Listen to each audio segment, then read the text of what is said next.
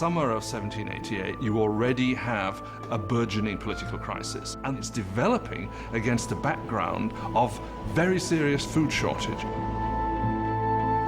For the people of France in the 18th century, flour is the essence of life itself. Bread, the measure of existence.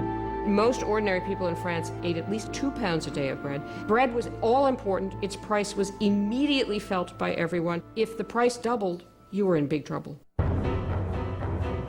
Under Louis's financial mismanagement, the cost of flour skyrockets.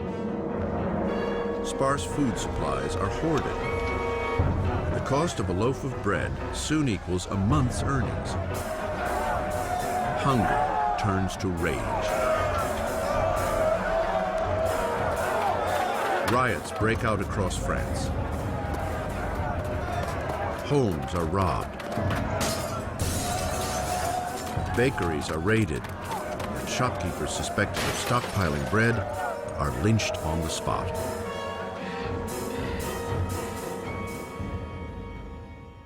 With the economy in shambles, the banks force Louis to hire a finance minister, Jacques Necker. An enlightened thinker, Necker is popular with the people in a way that Louis can only envy. Jacques Necker was undoubtedly the most popular minister throughout the spring of '89 because he's taken the line publicly in his writings that the government's duty is to make sure that there is enough bread and grain for everybody. The nation in fiscal crisis, Necker urges Louis to call a meeting of the traditional representative body of the kingdom, the Estates General. It is the first time the representatives have been called together in 175 years. France was politically organized in something called the estates. The first estate was the clergy, the second estate was the nobility, and the third estate was everyone else. And by contemporary reckoning, the first two estates occupied 3% of the population, and the third estate 97% of the population. A lot of people felt it was very unfair for this third estate, which was most of the population, to only have 1/3 of the deputies.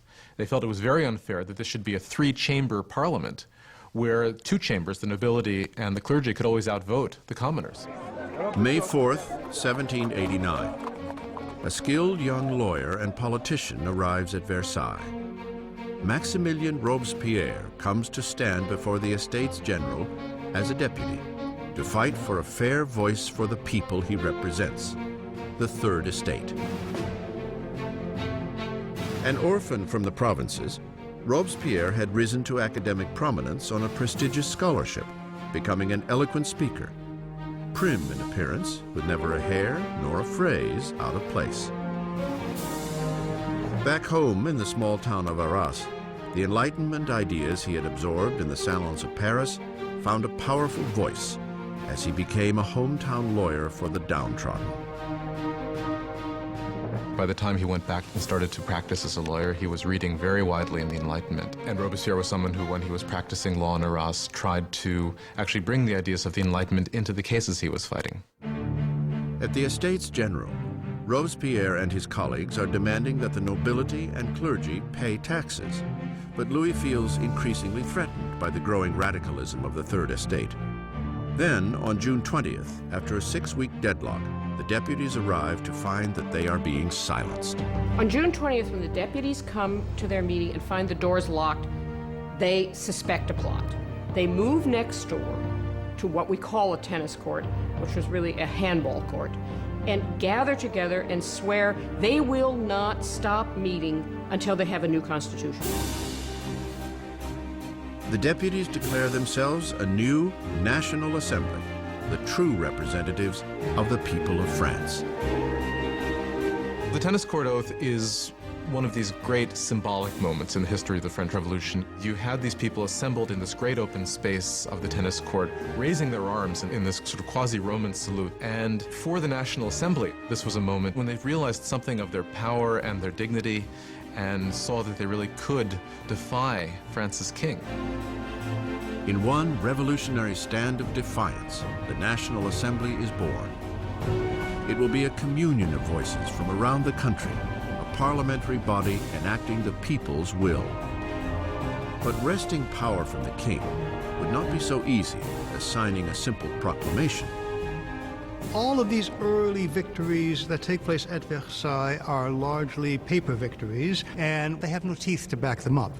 And the fear that takes over the deputies at Versailles as we approach mid-July, is that the king is gathering his forces to disperse them, to overthrow them. By early July, 30,000 of the king's troops are taking positions around Paris. To defend themselves, the people form a new National Guard. Rioters raid Paris's armories and make away with over 28,000 muskets. The only thing missing is gunpowder, and the people know just where to get it. In the center of Paris, there looms a massive stone dungeon, notorious as a symbol of feudal rule, the Bastille. The prison houses the city's stores of gunpowder and is legendary as a den of torture and unspeakable deaths. The Bastille had been the great symbol of royal despotism, the great symbol of the kings of France running beyond the just limits of their own power, a symbol of horror for the people of France. Amidst the rioting, there is a stunning outrage. Louis fires his finance minister, the people's beloved Jacques Necker, seen as too sympathetic to the masses. Hours after Necker is fired, word reaches Paris that their man on the inside has been ousted. There is nothing left but revolt. On July 14th, crowds band together identifying themselves with a small cockade, red and blue for the colors of Paris, separated by white, the color of the House of Bourbon. The tricolore is born. From the feverish crowd, a voice cries out, "To the Bastille."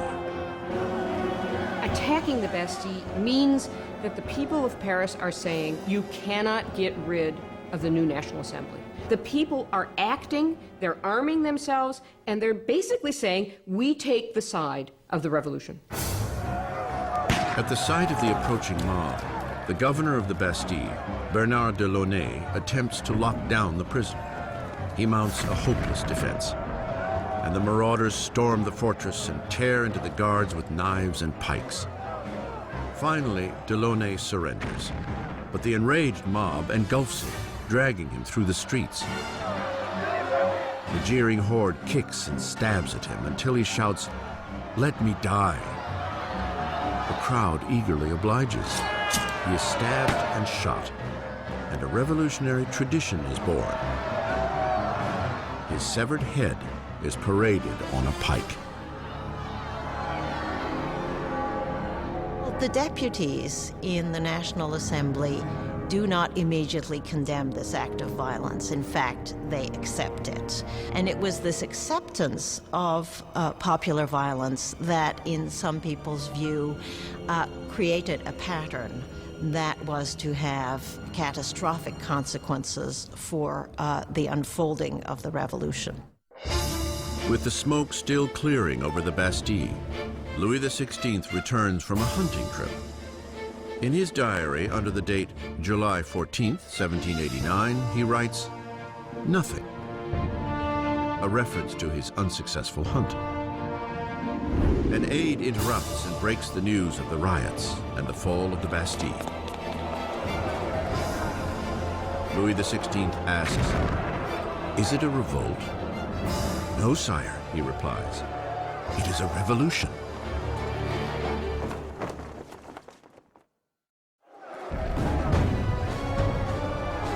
Victory at the Bastille unleashes the irrepressible torrent of revolution.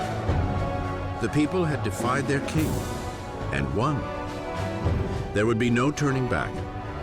As a symbol of the defeat of tyranny, the people, men, women, and children, dig in with bare hands and tear the Bastille apart, brick by feudal brick. They are beginning to dismantle the past itself. The French went about the process of tearing down the Bastille as quickly as they could. In the absence of powerful explosives, this was done very painstakingly, but with a tremendous amount of vigor. And the bricks were given away, sold as emblems of the demolition of despotism. The energy of the streets invigorates the National Assembly. A charter is penned within days called the Declaration of the Rights of Man. Under this daring new document, archaic class distinctions are to be abolished and all men considered truly equal. The Declaration of the Rights of Man was a declaration promulgated by the National Assembly, which said in its text that the sovereignty belongs to the people, belongs to the nation. The king is nowhere mentioned in this document. Therefore, by issuing this document, the Assembly was effectively seizing power for itself.